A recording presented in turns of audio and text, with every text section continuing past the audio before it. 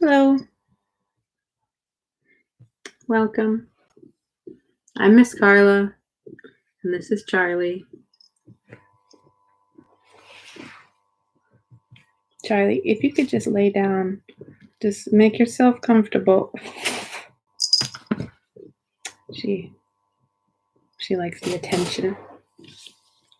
We're going to keep reading City of Ghosts by Victoria Schwab.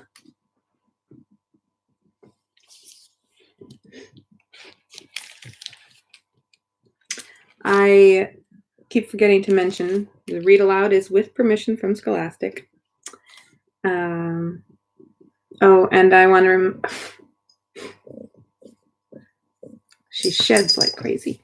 I want to remind you to click subscribe and turn on the notifications on our YouTube channel if you are enjoying these different videos that we're doing. And don't forget, I'm not the only one doing read-alouds. There's Miss Amy is reading. She's already on the 4th Harry Potter book.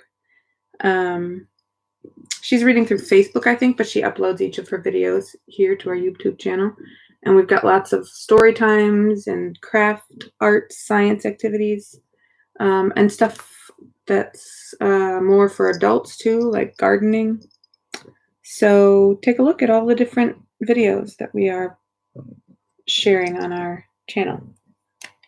All right, I think Charlie's almost calmed down here. Charlie, put your butt down. Oh. Okay, maybe if I just ignore her. We are on chapter 19, page 184. Edinburgh Castle sits on its high rock cliff, looming over everything. As we start up the broad stone steps, it stares back at us, a dark gray shadow against a pale gray sky. As we climb, Findlay rambles about the castle's many famous ghosts. His eyes grow brighter with every story. There's the piper who went missing in the tunnels, and the soldiers lost during a siege, and a headless drummer, and the prisoners left in the vaults, and a woman accused of witchcraft and burned at the stake. The veil is growing heavier with every story and with each upward step. The weight of history, of memories, of things no longer here, but not gone either. Charlie, your hair is all over the place.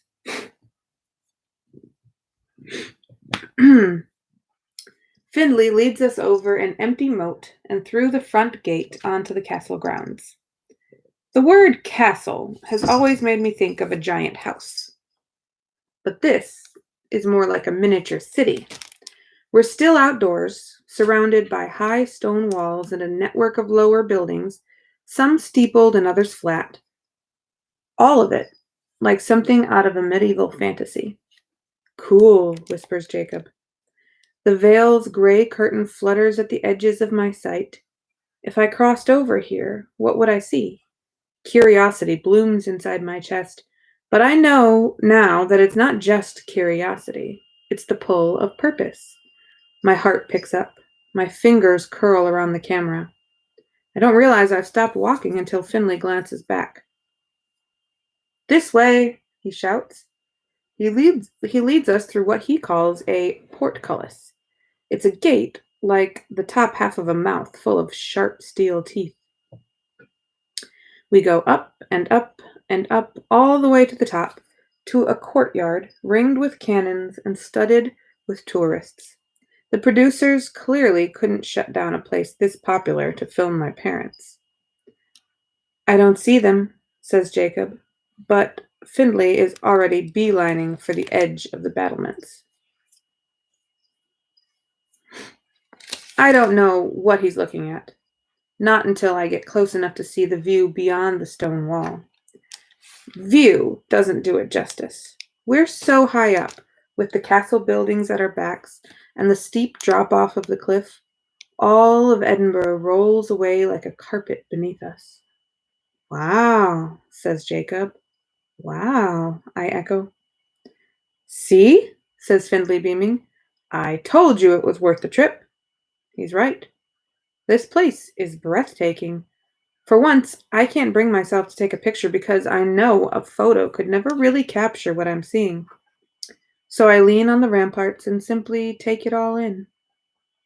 The veil shudders and ripples, and I close my eyes, imagining I can hear the distant thud of soldiers' boots, the thunder of cannons, the mournful song of a bagpipe, and singing. I shiver. Do you hear that? I ask Jacob silently, but when he answers, he sounds distracted. It's probably the wind, but it's not the wind.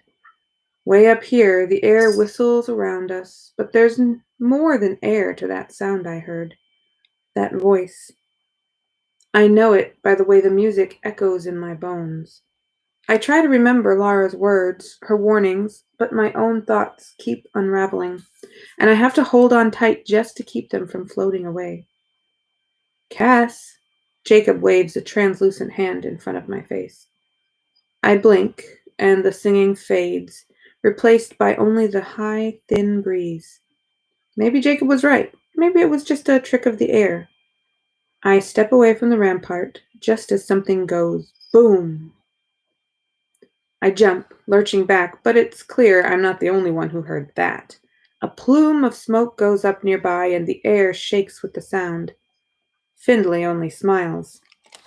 1 o'clock cannon, he says, as if it's perfectly normal for people to fire heavy artillery in the middle of the day. Come on, he adds. We'd best go find your parents. I pull the show's filming schedule from my pocket, but all it says is castle. Not incredibly helpful, considering this castle takes up a whole mountaintop. Do you have any idea where they are? I ask Findlay. No, he admits, but it shouldn't be that hard to find them. I'm guessing the barracks or the prison cells. Right, makes sense. My parents aren't here for the crown jewels or the kitchens or St. Margaret's Chapel, each site proudly advertised by a placard or sign. No, they'll be knee-deep in the darker part of the castle's history. We cut through the nearest building, which, according to the banner on the wall, is the Great Hall. My first thought is that it looks like the dining hall straight out of Harry Potter. Pigwarts! Announces Jacob triumphantly. Broomball! Crowpuff!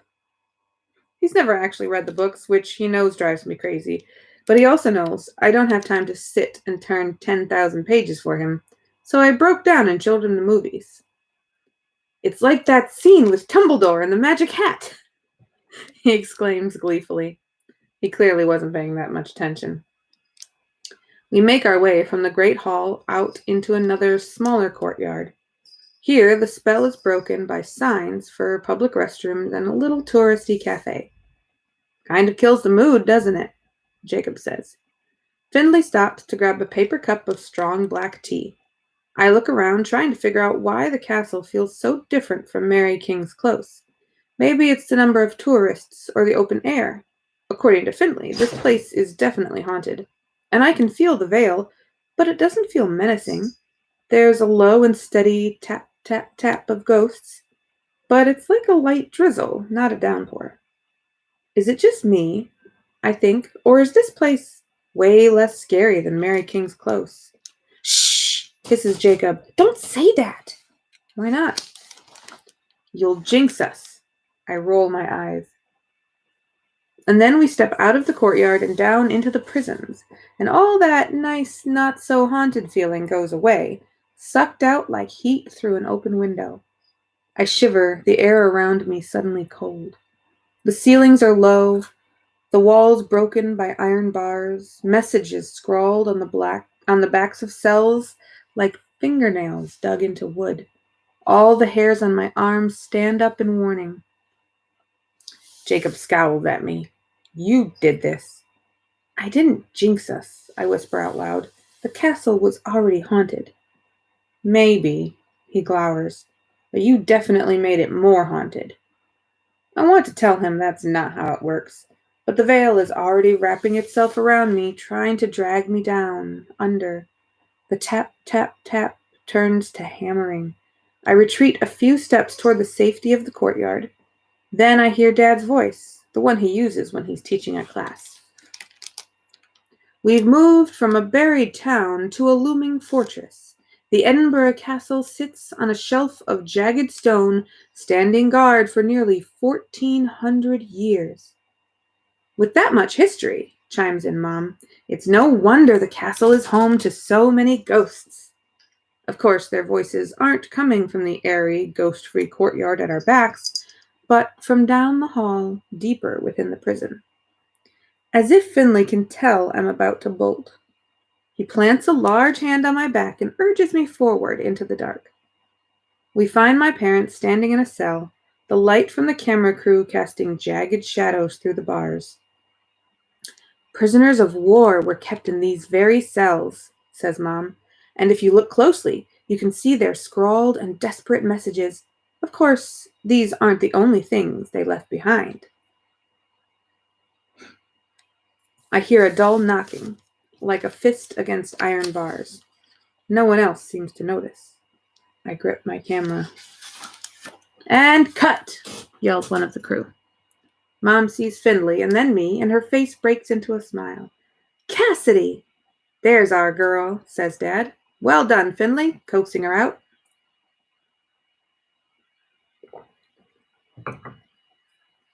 "Wasn't hard," he says, shooting me a conspiratorial look. I think she was getting restless. "You missed the South Bridge vaults," says Mom, wrapping an arm around my shoulders. I try to look disappointed, even though I'm just relieved. And I'm even more relieved when they wrap filming and we get out of the prisons. We head back into the open air of the courtyard. The crew heads for their next location, the castle barracks, but my steps slow. Not because I'm scared, but because there's music on the air again, high and sweet and haunting. "That's because there's a bagpiper," says Jacob. And he's right. It's just a man in a kilt standing on the battlements above, the instrument wailing softly in his hands. There's nothing strange about the bagpiper, so why do I have such a strange feeling? Maybe I'm just borrowing trouble, as Mom would say, looking for monsters in the closet, shapes in the dark. I'm probably still on edge after what happened with the man in the house. Sorry.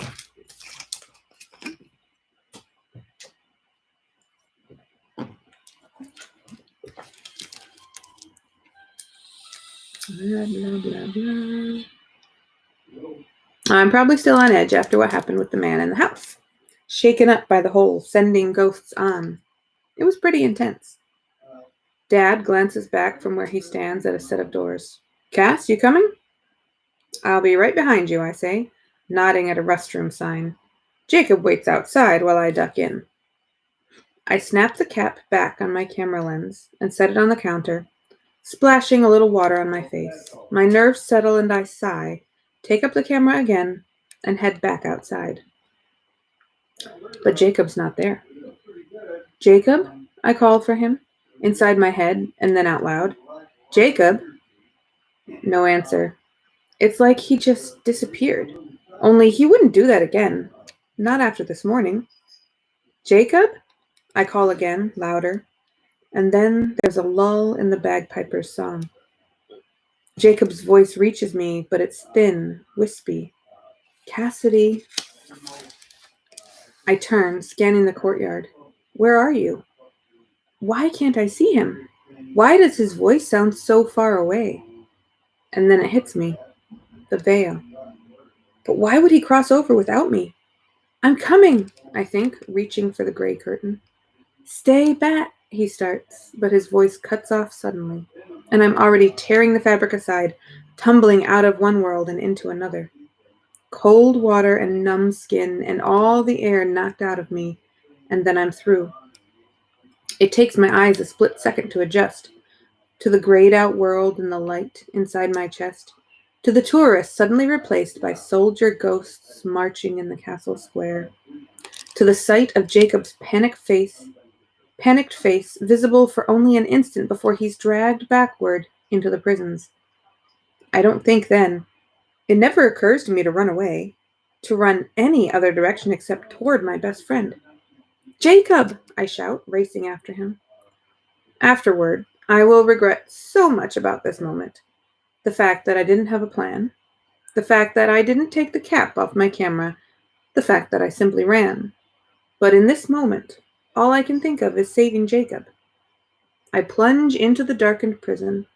The cells aren't empty anymore.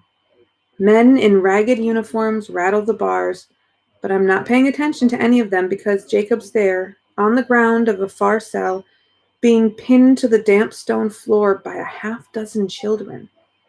2 of them look like they belong in a fancy old painting, and one is dressed in rags.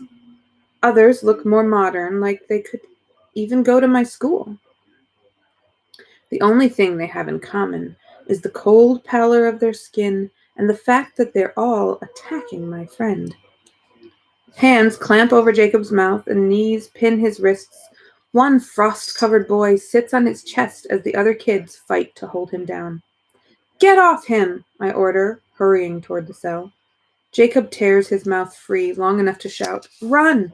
But I can't. I won't. Not without him.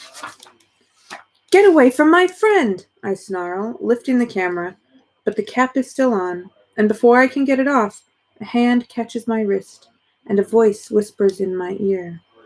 "Sorry, love," it says. "They only listen to me." The hand tightens, and I'm wrenched around. For an instant, all I see is the red of her cloak. Then glossy black curls, white skin, crimson lips that curl into a sweet smile. "Hello, dearest," coos the raven in red. I know I need to fight, but I can't, not with her fingers on my skin and her eyes on my eyes, and her voice like music in my head. "You," I murmur, but I can't even hold on to my thoughts. Her other hand drifts up to my chin, tilting my face towards hers.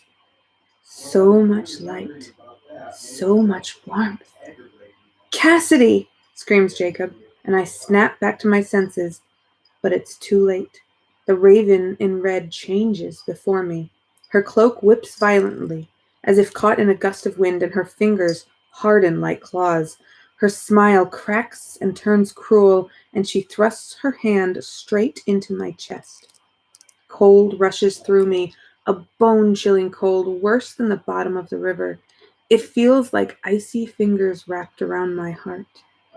I can't breathe, can't speak, can't do anything but watch as the raven draws out her hand, clutching a ribbon of blue-white light. My light, my life. She tears it free, and everything goes dark. Part 4, The Raven in Red. Chapter 20. Cassidy! Oh God, Cassidy, wake up! I open my eyes and see gray. It takes me a second to remember where I am, another to realize I'm lying on my back. I stare up at the dim, slick stones of the prison ceiling. Jacob crouches next to me, nails digging into my shoulder, and I know something's wrong because I don't just feel his grip. It hurts. His hand is solid on my arm like flesh and bone. "What happened?" I ask. It comes out a groggy mumble. Jacob helps me sit up. I look down at myself and gasp. I'm washed out, faded like a picture, like Jacob, like every other ghost in the Vale. But it's not the lack of color that startles me. It's the lack of light. The glow behind my ribs, that steady blue-white coil, is gone. It all comes rushing back then. The raven in red, her hand reaching through my chest, the bright ribbon wrapped around her fingers. Another memory collides with it. Laura putting her hand to her own chest. We've got something they want. If she got a hold of a life like yours, it would be disastrous. I stagger to my feet, head spinning. Where is she? The cells to every side are filled with prisoner ghosts, but I barely register any of them as I stumble up the stairs and out into the castle courtyard. The square is full of ghost soldiers carrying bayonets, men in fine-cut clothes, women in corseted dresses, but there's no sign of the raven. I reach out to grab the veil, to wrench it aside and plunge back into the world of the living, but my fingers close on nothing but air. No, not again. Cassidy, says Jacob, but I have to focus. I close my eyes and try to imagine the gray cloth against my fingers, the curtain brushing my palms, and I catch hold of something thin, but there. I open my eyes, let out a shaky breath when I see the veil in my hands, but when I try to pull the fabric aside, I can't. I can't find the part in the curtain, because there is no part. The veil wraps around my fingers, bending slightly with the pressure, but no matter how I pull, the curtain doesn't let me through. I throw my weight against the gray cloth, and it stretches, pulls tight, but doesn't break. No wonder it's so hard for ghosts to touch our world, to leave any kind of mark. But I'm not a ghost. I'm an in-betweener, a betwixter, a veil crosser. That means I've got a foot on either side. That means I can get back. I have to be able to get back. Jacob's saying something, but I can't hear him, not over the white noise of panic in my ears. And the shock when I see her. She's all the way across the courtyard and on the other side of the veil. But I can see her, clear as glass, as if someone cut a window through the fog. Her red cloak, her black hair, the light of my life coiled around her hand. The raven looks back at me across the veil and smiles. And then she turns and slips through the crowd. I can't let her get away with this. I can't let her get away. But she's already gone, and I'm left banging on the veil as it hardens from curtain to wall against my hands. Jacob's voice finally registers. I'm so sorry, Cass. I tried to warn you it was a trap. You shouldn't have come after me. I had to, I say, but the words sound thin, even to me. I look down at my hands again. They're not as bright as they should be, not as colorful, not as real. No, no, no, the word rattles in my head. I don't know if it's denial or the fact that I'm trapped in the veil like all the other ghosts, and just like them, I can't face the truth. The truth that without that light, without that life, I'm the opposite of living. I'm dead. No, says Jacob with sudden energy. You are not the opposite of living. You are just temporarily without a life. And those are very different things. You see, one is gone forever and the other is simply misplaced. So all we have to do is find your life and get it back. I'm usually the one dragging Jacob away from morbid thoughts. And even if he's trying too hard to make me believe, I'm still relieved he's trying. It gives me something to hold on to. Cassidy? I turn at the sound of my name. It's coming from far away, distorted by the veil, drawn out into something high and thin. But I know that voice. I have always known that voice. Mom. And suddenly my panic turns a different shade. Mom! I call back, but my voice comes out like the opposite of an echo. Muted. She'll never hear me. I press myself against the veil, straining to see out of the world of the dead and into the land of the living. It's like shoving your face into a bowl of water, no air, and everything's kind of swimmy. Cassidy? It's Dad calling this time. At first, his tone is casual, as if they simply haven't spotted me, as if I've wandered off again, just like before.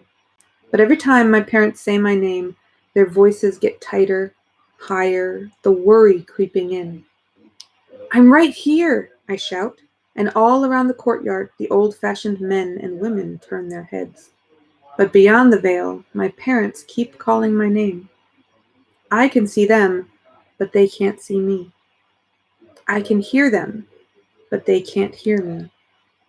And suddenly, I believe what Lara said about ghosts not being in the veil by choice, about them being trapped. Ghosts don't stay because they want to. They stay because they can't move on. Dad pulls his cell phone from his coat, and my heart picks up as I dig for the emergency phone in my pocket. I clutch it until my fingers ache, but I already know it won't work. Dad dials, waits, but the phone in my hand never rings. Findlay appears beside my parents, his Scottish lilt little more than a whisper through the thickening wall. I'm sure she hasn't gone far. He has no idea how right he is. We'll find her, she continues. He continues. I turn toward Jacob, desperate. You have to get their attention. You have to do something out there. Jacob pales. Cass, I've never been able to. Please, I beg, you have to try. Jacob swallows, then gives a determined nod. Okay, he says, stay here, as if I have a choice. He reaches out, and the veil manifests around his fingers, solid but pliant, bending. For a second, as he presses against the curtain and the fog thins, I can see the world beyond, and I think it's going to work. But then Jacob's hand begins to shake, and the veil repels him. Jacob stumbles backward, and my heart sinks. I don't understand, he says, rubbing his fingers. But I think I do. Jacob and I have always been tangled up, tied together. And he's always been able to cross over, but that was when I could too. He could come into my world, and I could go into his. But now that I'm trapped here, so is he. The soldier ghost cuts in front of us, blocking my view. The veil ripples, and the world beyond it fades like a dream. It's no place for children, growls the soldier, gesturing at the castle yard. Get ye gone, or I'll toss you in a prison cell. My parents' voices are fading. Wait, I say, trying to slip past the soldier. He cuffs me around the collar and shoves me backward into Jacob. We go stumbling onto the cobblestones, the soldier glowering at us. Jacob gets up and pulls me to my feet. Come on, he says in my ear. We can't stay here. But I can't just leave my parents either. Jacob wraps his arm around me and squeezes. We're going to figure this out. His voice is an anchor. His words are a raft. You're right, I say. I have to get my life back. I pull free and start toward the castle gate, forcing myself away from my parents and Findlay and the crew, away from the sound of my name on the air. Jacob doesn't have to ask where we're going. He can read my mind, so he already knows. We're going to get help. Chapter 21.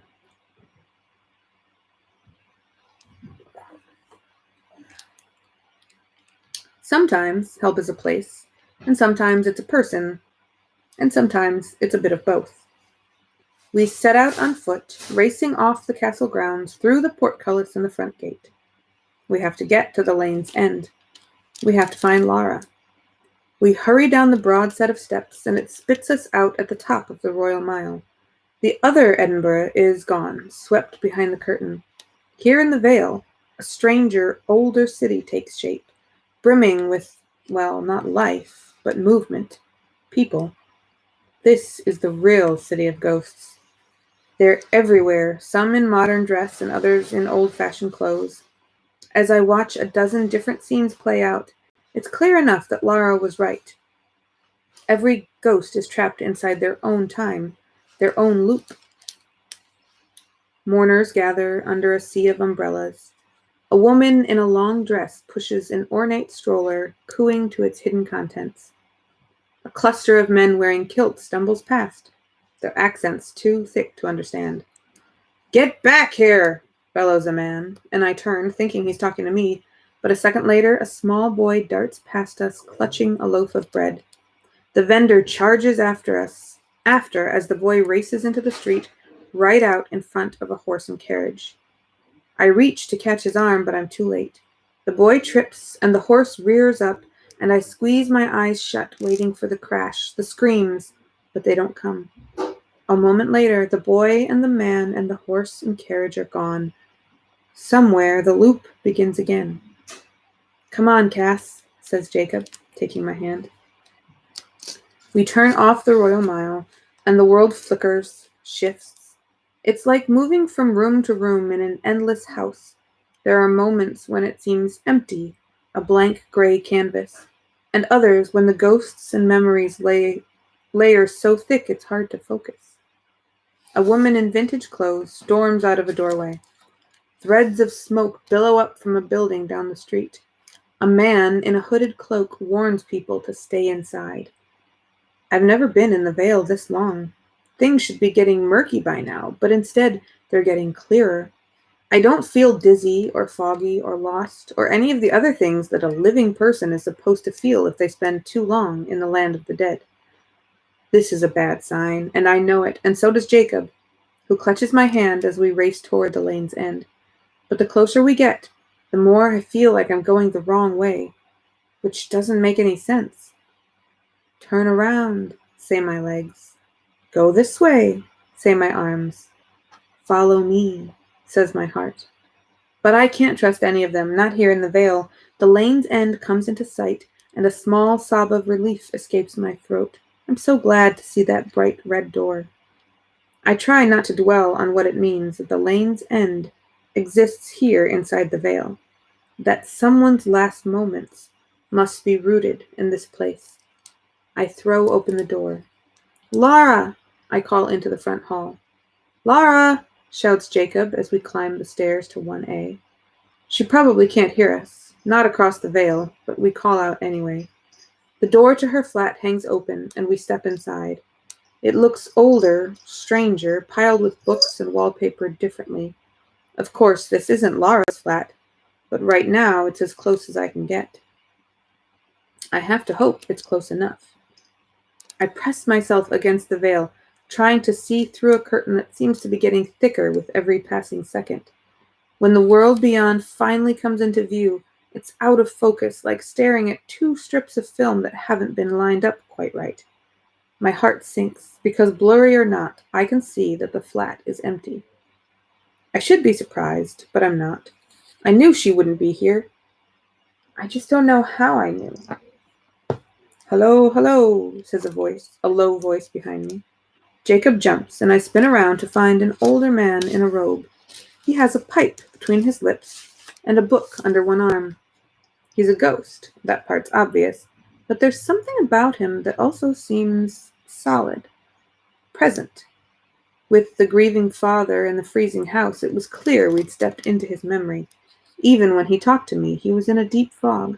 But this man doesn't seem to be stuck in a loop. When he looks at me, at Jacob, I can tell he really sees us. Can I help you? He asks in a kind voice. I'm looking for Laura, I stammer. I'm afraid my niece isn't home. Your niece? How rude, says the man, holding out his hand. I'm Reginald Weathershire. My friends call me Reggie. Of course, Mr. Weathershire. The lane's end. This must be his Vale. Cassidy Blake, I say, shaking his hand. Mr. Weathershire frowns. She mentioned you, but... He shakes his head. She said you were... He gestures to my shirt front, where the light should be. Like her. I'm not a ghost, I say, cringing at the word. It's just been a very long day. Hi, I'm Jacob. Jacob cuts in. And not to be rude, but we're kind of in a hurry. Do you know where your niece went? Mr. Weathershire shakes his head. Afraid I don't get out much these days. Panic fills my lungs like water. How am I supposed to find Laura?